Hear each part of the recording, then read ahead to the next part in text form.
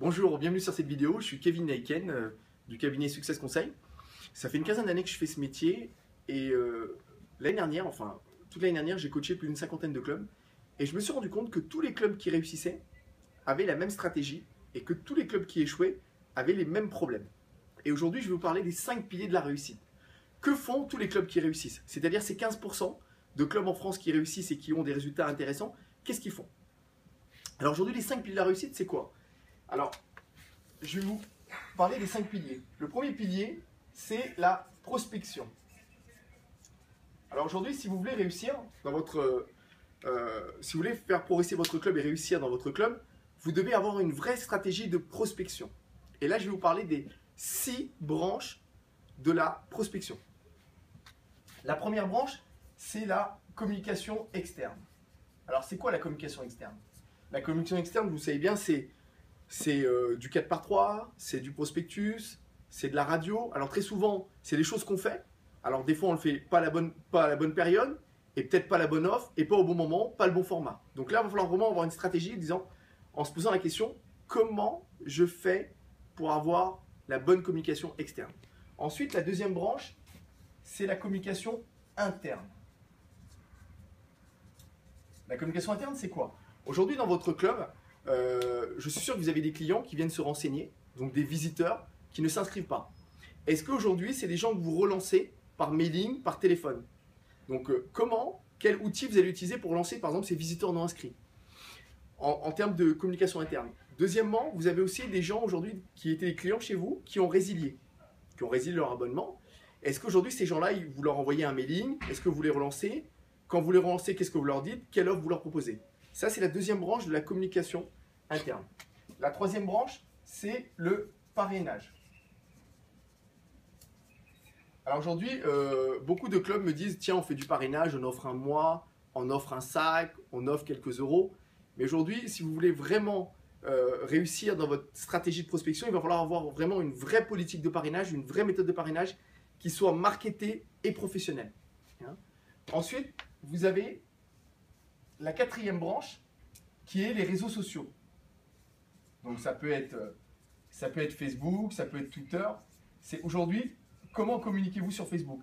Avez-vous la bonne stratégie quand vous utilisez Facebook? Comment vous communiquez? Comment vous essayez de prospecter à travers ces réseaux sociaux? Ensuite, on va parler de la cinquième branche.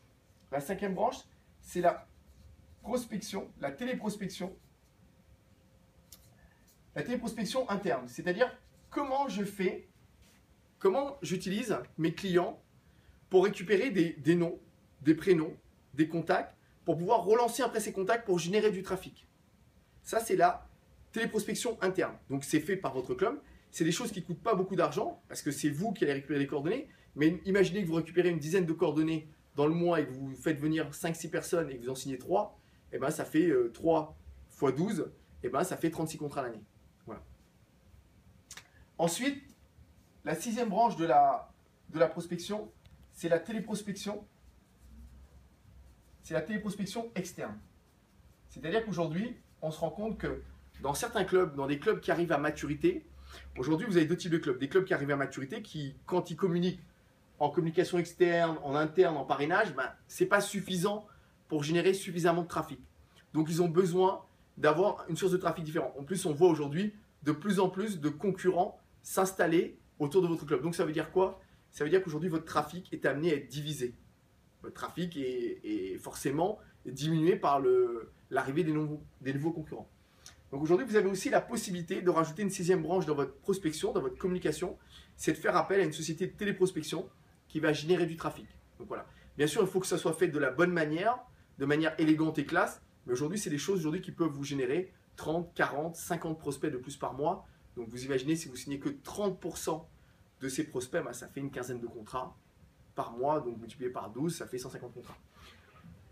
Aujourd'hui, vous ne pouvez pas travailler de manière artisanale. Vous devez avoir une stratégie professionnelle.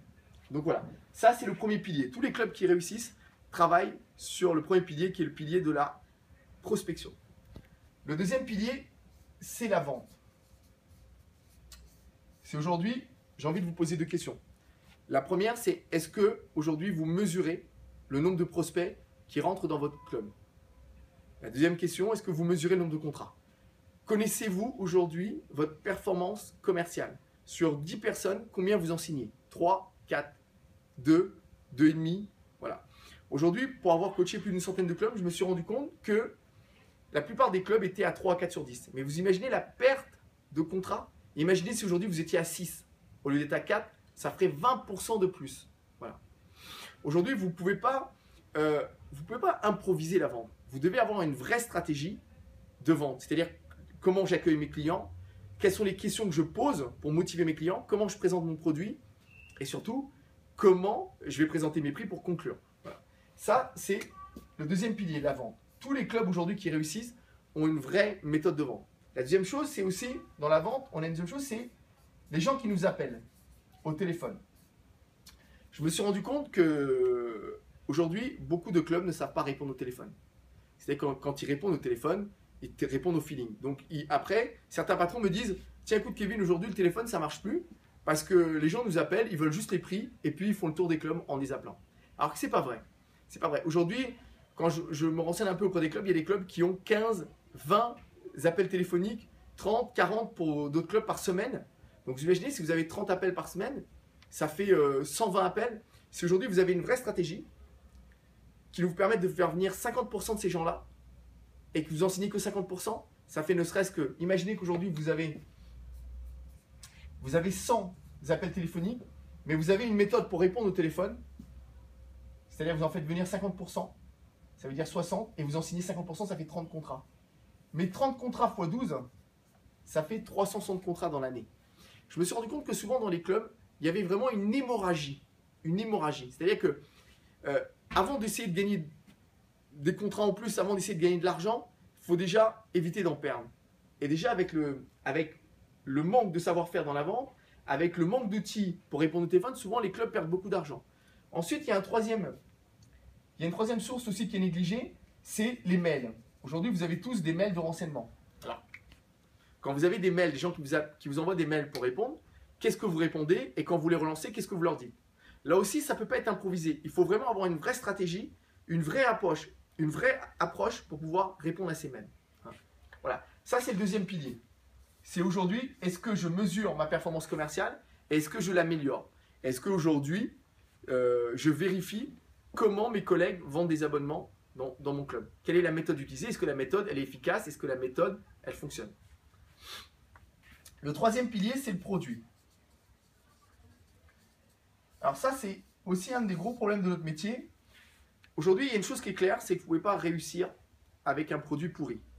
Mais par contre, il y a une chose qui est claire, c'est que vous pouvez échouer avec un produit de qualité. J'ai vu plein de clubs échouer avec un produit de qualité. Donc bien sûr, je ne dis pas qu'il faut avoir un produit pourri. Il va falloir, bien sûr, là, il va y avoir 3 choses qu'il va falloir travailler. La première, c'est construire, bien sûr, un produit de qualité. C'est d'apporter de la valeur à vos clients. Parce que le but d'un commerce, c'est quand même d'apporter de la valeur à vos clients. D'avoir un produit qui soit fidélisant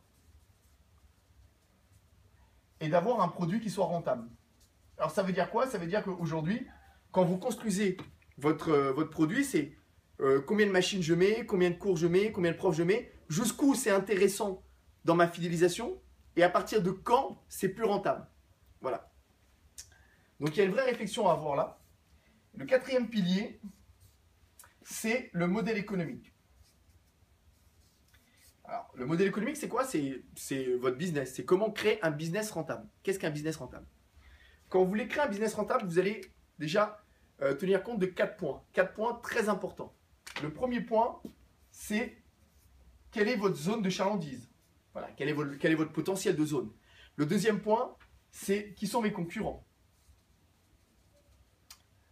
Ensuite, vous allez vous poser la question, quel est le produit que je vais mettre en face qui va être cohérent par rapport à mon marché? Aujourd'hui, j'ai un marché, j'ai des concurrents, j'ai un potentiel. Quel est le produit que je mets en face?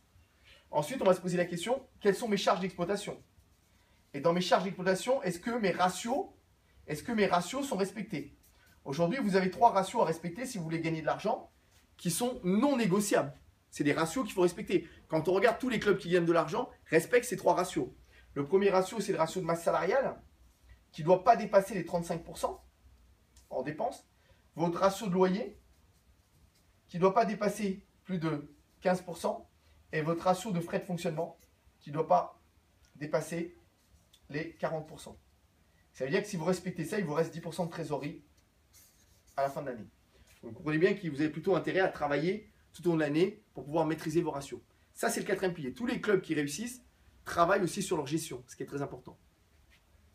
Et pour finir, sur le dernier pilier, qui est la vision globale. Aujourd'hui, on est dans le seul métier où on ne mesure pas tous les indicateurs clés de notre performance. C'est-à-dire qu'on travaille, on fait de la pub, mais un peu au feeling. On ne mesure pas notre prospection. On vend, mais on ne sait pas combien de prospects on a eu, combien de contrats on a fait, on ne sait pas combien d'appels téléphoniques on a eu, on ne sait pas combien de mails on a eu.